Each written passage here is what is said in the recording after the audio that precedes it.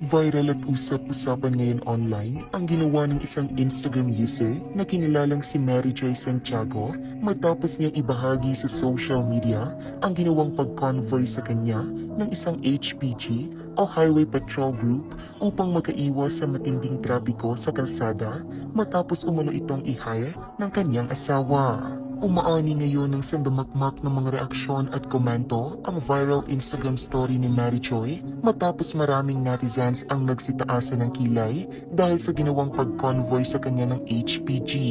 Ang HPG o Highway Patrol Group ay may mandato na ipatupad ang mga batas trapiko at regulasyon na may kinalaman sa lisensya ng mga driver at rehistrasyon ng mga sasakyan.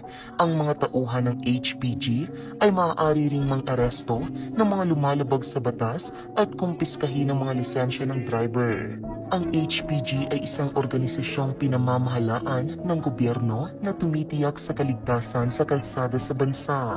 Gayunpaman, sa post nga ni Mary Joy, finlex nito sa SOCMED ang di umanay pag-hire ng kanyang asawa ng isang HPG upang makaiwas sa trapiko.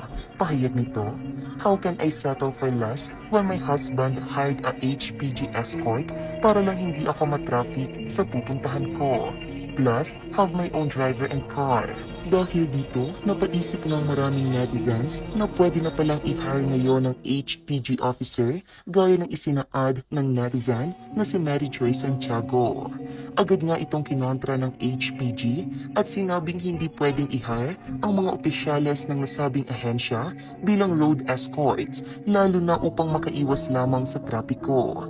Sinabi ng HPG na will not tolerate ang kanilang mga tauhan na maging pribadong traffic escort kapalit ng bayad, na strictly against our existing protocol and regulations. Ngunit sinabi rin nila na kanila pang iniimbestigahan kung may mga pulis sila na talagang gumagawa nito.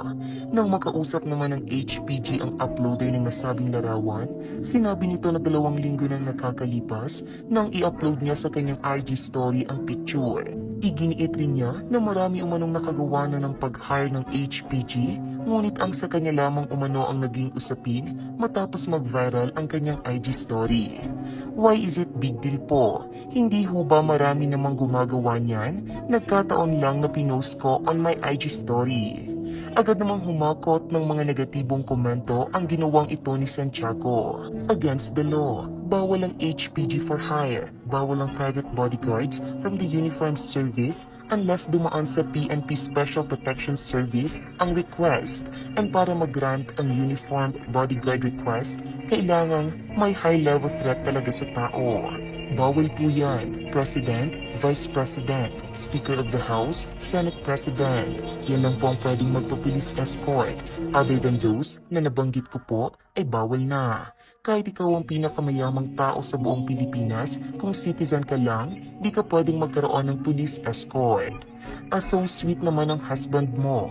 So anong gusto mong mangyari? Mainggit kami sa ginawa para sa'yo? Kaka-inspire ba yan? Isa ka sa mga abusado na nagtotolerate ng mali. Hindi flex-flex yan. Nakakahiya pa ka mo.